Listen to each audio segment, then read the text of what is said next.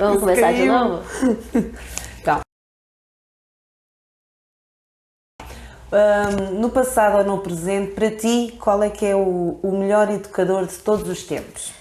Então, eu acho que é uma pergunta muito interessante, por conta que eu penso que todos somos os melhores educadores de todos os tempos, dentro da nossa concepção de aprendizagem, porque eu respeito todas as concepções. Mesmo as pessoas que não acreditam naquilo que eu penso, né? Que é a tutoria, que é não ter aula. Só que uma coisa eu acho importante, que é a responsabilidade. Então, para mim, os melhores educadores são aqueles que são responsáveis, que se sentem responsáveis pelos estudantes, pelo outro, pelo aquilo que o outro sabe, pelo aquilo que o outro precisa. O que ele precisa? Carinho? O que ele precisa? Atenção? O que ele precisa? Cognitivo? Ah, é a matemática? É o português? Para mim, o melhor educador é esse, que tem responsabilidade por aquilo que está fazendo, que tem ética pelo trabalho, amor pelo trabalho. Falaste aí que acreditas em não dar aulas. Podes explicar um bocadinho melhor o que é isso de dar aulas sem dar aulas? Dar aula sem dar aulas. Eu acredito muito na escola. Eu penso que a escola é um espaço importante. Eu não tenho vontade que as escolas se acabem, sabe? Eu quero que as escolas continuem. Mas eu não quero essa escola, que é cinza. Bom, pelo menos no Brasil as escolas são cinza, todas têm grades. Tem grades nas portas, tem portas de ferro, as coisas são trancadas, tem medo que as pessoas roubem. Eu quero aquela escola, eu acredito naquela escola que não, que a comunidade inteira pode participar e que todos são responsáveis pela escola, todos, todo o entorno. Então, todas as coisas estão lá dentro, os televisores, os computadores, as portas, tudo é responsabilidade da comunidade. É essa escola que eu acredito. É nessa escola que eu acredito. Então, quando a gente fala isso, nós não precisamos de um professor que está ali falando massificado o mesmo tema com todos os estudantes, sabendo que cada um tem o seu nível, né? Então, como que eu falo o mesmo assunto para todos se cada um é diferente um do outro? Então, a tutoria é isso, é você saber o que cada estudante precisa. E não é deixar de aprender, e não é que não vai alcançar as aprendizagens essenciais. Todos têm que alcançar e ir além dela, né? Todos têm esse direito. Diz-me uma coisa, como é que tu consegues perceber quais são os indícios que tu consegues observar no aluno para compreenderes aquilo que tens que dar de ti para trabalhar melhor com aquele aluno? Quando a gente faz a tutoria, nós temos muita proximidade com os estudantes, porque a tutoria é um roteiro de estudo individual. Não precisa de muito tempo para fazer uma tutoria, porque quem vai fazer a pesquisa é o estudante com sua mediação. Você vai mediar a pesquisa e vai colocar vai ajudar a construir o caminho, para que nada falte para esse estudante. Nesse momento, a gente cria uma atividade, um vínculo com esse estudante e nós passamos a conhecê-lo e saber tudo o que ele precisa, tanto emocionalmente, quanto estruturalmente, cognitivamente. É muito natural. Qual é a diferença entre um bom e um mau aluno, se é que há bons e maus alunos, não é? E a diferença entre um bom e um mau professor? Não sei, fala-me um bocadinho sobre isto. É um assunto interessante, porque os seres humanos são diferentes uns dos outros, né? E sempre quando alguém me pergunta algo parecido assim, eu digo, são seres humanos. Então, se são maus ou bons professores, poderia ser maus ou bons dentistas, mal ou bons médicos, porque a pessoa realiza as ações não só porque é professor. De repente, se fosse um gari que está limpando a rua, um padeiro, também não faria um pão bem feito ou não limparia a rua bem feita. Eu penso que são seres humanos, assim. O que é um ser humano que realiza bem a sua profissão? É aquele ser humano que acorda feliz, que vai feliz para o trabalho, que sente amor por aquilo que faz, mesmo que seja um dia difícil, porque tem dias que são difíceis. Não é todo dia que a gente acorda feliz e vai trabalhar, mas sabe que tem que fazer aquilo com ética e com responsabilidade. Isso são seres humanos que realizam bem o seu trabalho, aquilo que escolheu como profissão. Agora, sobre o estudante, eu não penso que tem mau estudante. Eu não penso que tem mau estudante. No Brasil, as escolas são bem cheias. As escolas públicas estaduais, principalmente, tem 40 estudantes dentro da sala de aula e é um ambiente muitas vezes difícil. Não posso generalizar, há ambientes mais fáceis de lidar, mas eu tenho bastante vivência em ambientes mais difíceis. E aquele estudante que às vezes demonstra indisciplina, violência, ele tem uma história para ter aquela atitude, aquela ação. E quando você senta para conversar com ele, mostra que está ali do lado dele, que a escola não é inimiga e que eu também não sou inimiga, que os educadores não são inimigos, que a gente pode fazer parte da realidade dele, ele baixa, ele escuta e nós temos experiência com isso, eu tenho experiência com isso, tanto é que eu recebo ligação dos estudantes lá do Brasil falando: Fabi, volta, a gente quer você aqui, você faz falta, né? Para ouvir, porque eu escuto, né? Eu fui diretora lá da escola, mas eu nunca deixei de escutar nenhum dos estudantes e nenhum dos professores também. Sempre escutei todos que quiseram falar comigo. Então, define-me o que é educação. Educação não é transmitir conhecimento. Eu posso falar o que não é. Agora, o que é aquilo que a comunidade vai construir, aquela equipe vai construir. Tem equipe que acredita que é transmitir conhecimento. E aí a educação vai acabar sendo isso. Tem equipe que acredita que é construir conhecimento. E a educação vai ser isso. Eu gosto de trabalhar com várias equipes, acompanhar várias equipes, justamente por isso. Para poder ouvir o que as equipes têm de sonhos e desejos, eu parto disso. Qual é o seu sonho? Qual é o seu desejo para essa... Se for com professores, né? A conversa for com professores. Qual é o seu sonho? Qual é o seu desejo para esse local que você trabalha? Que você está todos os dias, às vezes, mais tempo dentro dessa escola do que na sua casa com seu filho. O que você quer desse lugar? Qual é o seu sonho para isso? Então, a educação realmente são as pessoas. O Zé Pacheco fala isso, que escolas são pessoas. E é exatamente isso, a educação são as pessoas que fazem, dessa educação que nós estamos falando, que vai construir conhecimento, que vai construir afetividade, que vai construir relação interpessoal. Às vezes conviver é tão difícil que aprender a conviver devia fazer parte do currículo das aprendizagens essenciais. Acaba por ser feito ao longo do dia, não? Sim, em alguns lugares conseguem, mas tem lugares que não conseguem. Então, e aprendizagem? O que é isto da aprendizagem? O que é aprendizagem? Aprender é bom demais. Aprender faz parte da curiosidade. Todos nós, eu tenho essa visão de mundo, né? Que todos nós queremos aprender. Todos nós queremos aprender. O que acontece é que às vezes as pessoas que estão no nosso entorno podam a nossa curiosidade. Mas, mesmo assim, se eu não estou na escola, eu sou podada na escola, mas eu estou na rua, eu quero aprender. Eu quero aprender a fazer um pão, eu quero aprender a consertar um carro, eu quero aprender a ser produtor, a ser designer, a ser cantor, a escrever uma música, né? Então, a escola, o problema dessa instituição, que é a primeira, né, a segunda instituição, a primeira é a família, a segunda é a escola, o problema dessa instituição é que às vezes poda a curiosidade. Mas aprender é bom. E não acontece só na escola, acontece em todos os lugares. Hoje mesmo, aqui com vocês, eu estou aprendendo muito. Estou aprendendo a fazer um filme.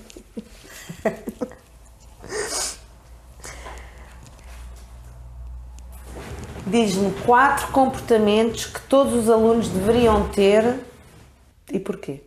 4 comportamentos que eles deveriam ter? Tu achas que eles deveriam ter e porquê é que querias que eles tivessem esses comportamentos? Eu gostaria que os estudantes fossem para a escola com prazer, felizes. Isso era uma das coisas que eu sempre pedi para os estudantes: venham com prazer para a escola. A segunda é que eles não tivessem mais medo de perguntar. A terceira é que, conforme fossem crescendo, não deixassem de acreditar nos contos de fadas.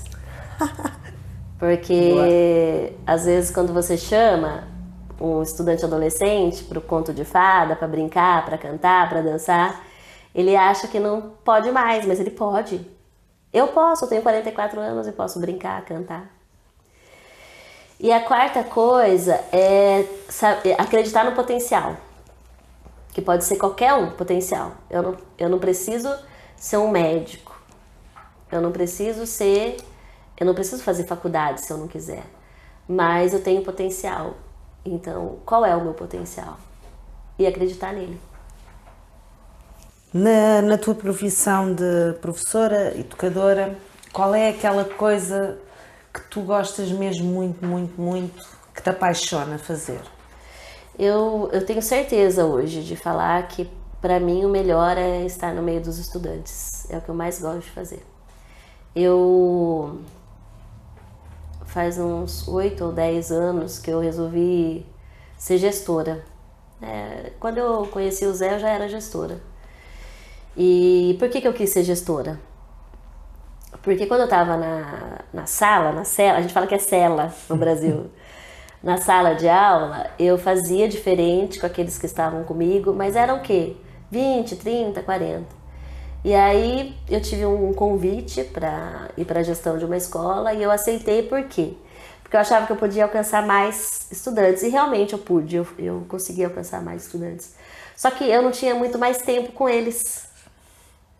E aí hoje eu sei que o que eu quero é estar no meio deles. Então eu quero ser tutora, eu quero ficar no meio dos estudantes, é isso que me faz feliz. Então, e qual é aquela coisa que tu detestas mesmo de fazer, que tu nem queres ouvir falar e que tens que fazer na educação e que passarias a outra pessoa se pudesse? Como gestora, é a burocracia. Que eu falo que é burocracia.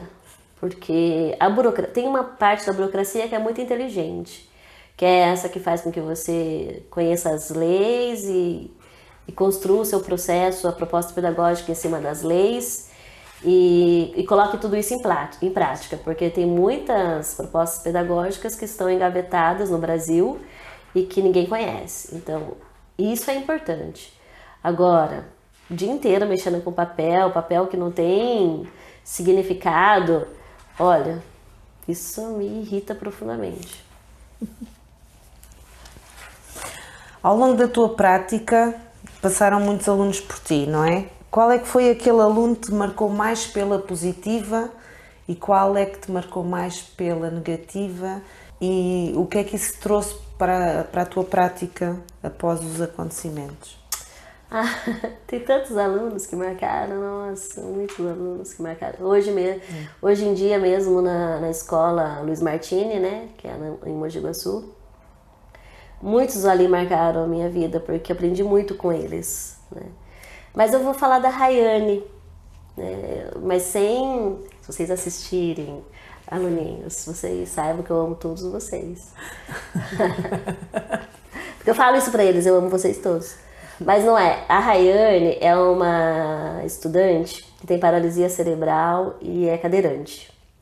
E ela não era alfabetizada. E quando nós trouxemos essa proposta da tutoria nessa escola, que trabalha com adolescentes e jovens e adultos, nós temos lá até 80, 85 anos. A Rayane foi uma das primeiras que foi para a proposta da tutoria. Então nós fizemos a alfabetização da Rayane, e hoje ela tem 20 anos e ela faz projetos lindíssimos de roteiro de estudo. Até se vocês quiserem chamá-la para uma conversa, vocês vão amar. A Rayane é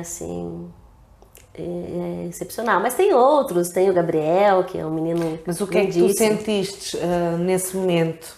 Ela marcou-te pela positiva por quê? Por ela acreditar e por ela confiar. Quando a gente trouxe essa proposta para ela e nós percebemos que ela não era alfabetizada, nós trouxemos essa proposta, ela acreditou, a família dela acreditou e ela evoluiu assim.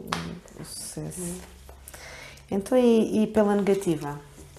Não tem negativa, não tem. Os desafios são imensos dentro de uma escola pública brasileira. Sim, o maior desafio eu não sei, que tu tiveste, eu não sei se vocês têm noção do que é uma escola pública brasileira, mas no estado nós temos muito problema com droga, com violência física, violência emocional. Então, quando eu cheguei, por exemplo, nessa escola, eu tô falando de uma coisa mais recente, já passei por outras coisas também em outros municípios, em outras escolas.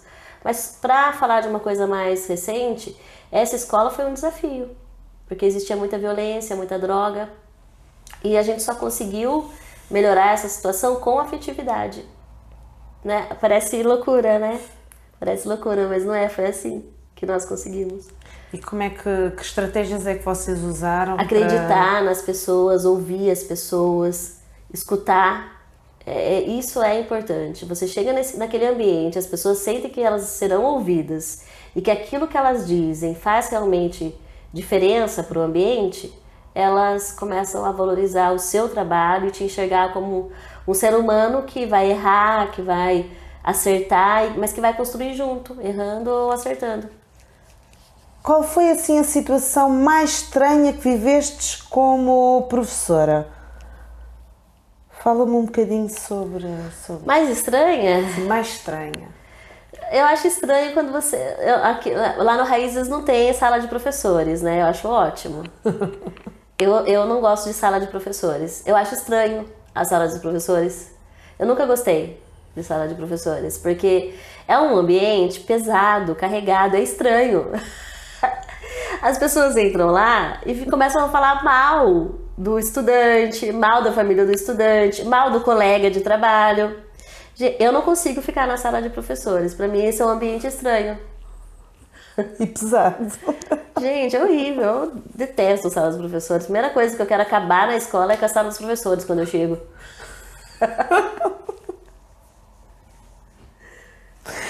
Qual foi o teu pior dia como professora? Ai, olha, começo. Nossa, é até difícil falar porque não sei quem vai assistir, né? As pessoas vão saber do que eu tô falando. Eu fui trabalhar numa creche. Quando a gente sai da faculdade, não sei como que é pra cada um tem uma experiência, né? Mas eu, como sempre fui essa que quis transformar a escola, a gente sai da faculdade com esses sonhos, né? Bom, agora eu vou chegar na educação, vou apavorar. Daí você chega, eu fui num ambiente, o primeiro lugar que eu trabalhei foi com os pequenininhos mesmo, de 0 até 3 anos, né? No Brasil é educação infantil creche, né? E quando eu cheguei nesse espaço e vi o que era realmente aquilo, eu tive um choque muito grande. Foi uma decepção muito grande. E a forma com que eles eram tratados, a forma que as educadoras tratavam essas crianças. E quando eu fui reclamar e questionar, na verdade quem foi punida fui eu, por várias vezes. E isso fez com que eu saísse dessa idade. Então fui prestar outros concursos para poder trabalhar em outros lugares. E isso é uma decepção. É uma decepção muito grande. E isso determinou o facto de nunca mais teres trabalhado em creche, por exemplo? Sim, nunca mais. E não pensas em voltar Não. um dia? Não. Mesmo sabendo que mudou muitas coisas. Tens alguma superstição? Sabes o que é uma superstição? Não sei se é esta palavra. Superstição? Sei, não tenho. Dentro da sala de aula, na educação? Não tenho superstição, não. Não? Não. Livros que todos os educadores deveriam ler? Ai, tem vários, olha. A educação, Por uma Educação Romântica, do Rubem Alves, eu acho importantíssimo ler. Tem a Escola Secundária Moderna, do Lauro de Oliveira Lima. São brasileiros, né? O primeiro conheço. O Rubem Alves, Lauro de Oliveira Lima. Tem também do Paulo Freire, vocês podem ler Pedagogia do Oprimido, Pedagogia da Autonomia. Fala-me um bocadinho sobre o Paulo Freire. Se calhar o que cada um desses livros te trouxe. O Rubem Alves, quando eu li a primeira vez, eu fiquei um pouco indignada. Porque traz muito essa questão das amarras dos educadores. Por que vocês não fazem diferente? Porque vocês também estão amarrados. Porque vocês também estão presos com os tigres. Né? E isso causa na gente um pouco de indignação, porque você está ali tentando fazer diferente, mas você percebe que realmente você se amarra, porque você quer muitas vezes. Então, libertar dessas amarras. Né? O Paulo Freire, eu gosto muito quando ele traz a questão da ética. Para mim é fundamental.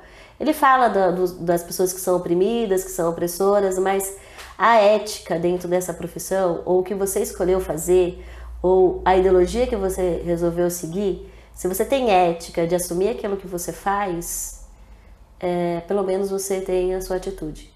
Pode ser que o outro pense que aquilo é errado, mas você se assumiu como ser.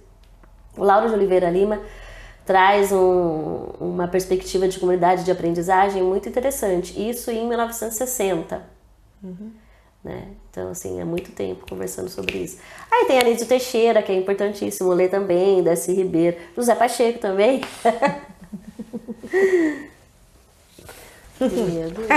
Estás barbarada? Qual é que foi a última vez que tu choraste na educação? Gente, todo dia eu choro na educação. Às vezes eu tô assistindo... Olha, sem brincadeira, eu já li Pedagogia da Autonomia. Olha, não sei nem falar quantas vezes, mas mais de 5 vezes. Toda vez que eu leio Pedagogia da Autonomia, do Paulo Freire, eu choro. Todas as vezes que eu leio. Gente, aquilo me dá... Eu começo a ler aquilo, Pedagogia da... Você já leu Pedagogia da Autonomia? Não. Ah, então leia, porque é maravilhoso. Bom, não sei, porque meu filho foi ler... Mãe, para, né? Não tem nada a ver isso que você fala, mas todas as vezes que eu começo a ler, porque ele vai falando de como o educador tem que se comportar, como que seria a escola, né? Que é essa questão da autonomia. Mexe tanto comigo, eu choro todas as vezes, choro mesmo. A educação me faz chorar. Às vezes quando eu vejo uma criança ajudando a outra, no Raízes mesmo, teve várias vezes ali que eu vi alguns comportamentos que eu fiquei emocionada. Qual é o teu tema favorito de conversa em relação à educação? O que é que tu gostas mais de falar no tema da educação? Eu gosto de falar de comunidades de aprendizagem, de tutoria. Eu gosto de falar sobre isso. 2 ou 3 ideias nas quais acreditas mesmo como deveria ser a educação? Eu acredito que a educação... Ela precisa ser construída coletivamente. A primeira coisa que tem que acontecer é construir regras dentro desse... Eu acredito na educação com regras. Regras construídas coletivamente, que todos vão respeitar. E eu gosto de pensar numa escola colorida, com música, com teatro, com circo. Eu gostaria de ter um laboratório de cozinha, um laboratório de farmácia, um laboratório, sabe? Trazer todas essas coisas da sociedade para dentro desse ambiente. E eu imagino que isso é a comunidade de aprendizagem. E não tendo, como é que tu farias numa escola? Como é que ias buscar esses laboratórios todos? No entorno, na rua. Ok. Na rua. Tem uma frase eu acho que é do Tião Rocha, que ele fala isso, que a gente precisa mudar a rua. A rua precisa ser mais segura. No Brasil, não sei, quer dizer, em Portugal, não sei se já tiveste contactos com escolas públicas aqui. Não. No Brasil costumam fazer muito isso de sair para procurar este tipo de informação, por exemplo, ir ao padeiro, ir ao cabeleireiro. Então, depende muito da gestão, né? Depende muito da gestão. No Brasil, as escolas são muito perfil da gestão. Tem gestão que são aquelas gestão autoritárias, a maioria delas. É difícil, os educadores não saem. Tem lugares que a gestão é mais flexível, aí eles saem. Mas não é uma prática comum. Mas a decisão acaba por ser sempre dos diretores, nunca é do professor ou do educador. Infelizmente, sim. 3 palavras que melhor descrevem a tua vida. Família, fé e educação. Boa. Muito obrigada. Adeus. Até uma próxima. Tchau.